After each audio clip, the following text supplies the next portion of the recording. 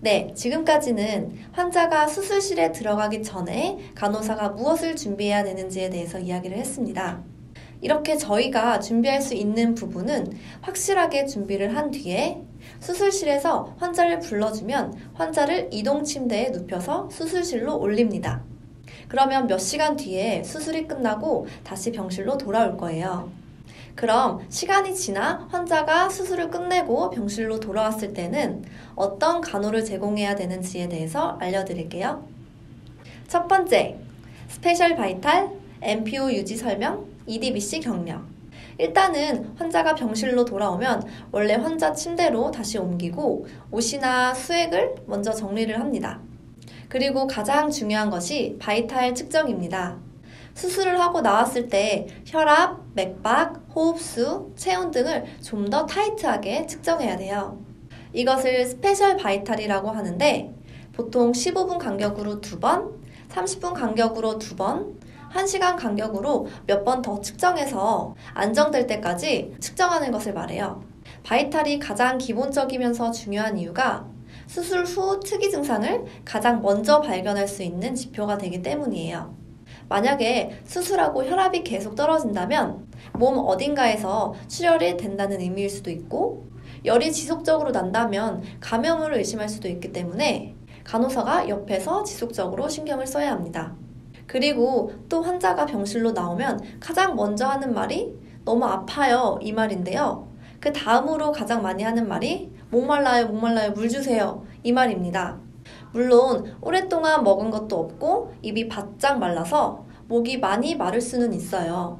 하지만 수술이 끝나도 물을 바로 드실 수는 없어요. 어떤 수술을 했느냐에 따라 다르겠지만 보통 2시간에서 4시간 정도는 더 금식을 해줘야 된다고 설명을 합니다. 왜냐면 전신 마취를 하고 나온 거기 때문에 몸 전체가 다 이완된 상태예요. 이 상태에서 물을 바로 마시게 되면 잘못하다가 또 기도로 넘어갈 수가 있어요. 그래서 힘드시겠지만 몇 시간 더 금식을 하고 물을 조금씩 천천히 드시라고 설명을 해드린답니다. 그리고 또 하나 중요한 게 숨쉬기 운동을 격려하는 건데요. EDBC라고 해요. 마취가스가 몸 안에 계속 남아있기 때문에 숨을 계속 쉬어서 가스를 빼내야 돼요. 근데 아마 대부분 환자분들은 마취 기운이 남아있기 때문에 자꾸 주무시려고 할 거예요. 그럼 옆에서 보호자분들에게 환자를 자꾸 깨워달라고 이야기를 하고 숨 쉴 때 코로 숨 쉬고 입으로 내뱉으세요 하면서 환자에게 설명을 해드립니다. 숨 쉬는 걸 굳이 따로 해야 하나? 라고 생각이 드실 수도 있겠지만 만약에 숨쉬기 운동을 제대로 하지 않으면 폐가 쪼그라드는 무기폐 증상이나 폐렴이 합병증으로 올 수가 있어요. 그리고 열도 날 수 있고요. 그래서 가끔 폐활량기를 사서 연습하라고 하는데요. 제가 한번 가져와 봤거든요. 이렇게 인스피러메터기라고 폐활량기인데 뭐 젊으신 분들이야 쉽게 하실 수 있겠지만 어르신 분들은 교육을 제대로 해도 이행을 하지 않기 때문에 이런 기계를 사오도록 해서 연습을 시킵니다. 사실 환자분들에게 사오라고 하기만 했지 제가 사본 적은 없었어요. 그런데 이번에 영상에서 보여드리려고 제가 처음 사봤는데 가격은 7,000원 정도 하더라고요. 이건 어떻게 사용하는 거냐면요. 여기 보시면 이렇게 공 3개가 있어요. 그래서 여기를 하고 흡입을 해서 이 공 3개를 띄우는 거예요. 간혹 가다가 이걸 하고 부는 분들이 있는데 그렇게 사용하는 게 아니고 공기를 빨아들이는 거예요. 그러면 공이 하나씩 올라가요. 제가 해봤는데 이거 3개 다 올리려면 진짜 어지럽고 머리가 아프더라고요. 그래서 어지럽지 않을 정도로만 수술한 당일에서 다음 날까지 사용하면 회복이 빠를 것 같아요. 한번 보여드릴게요.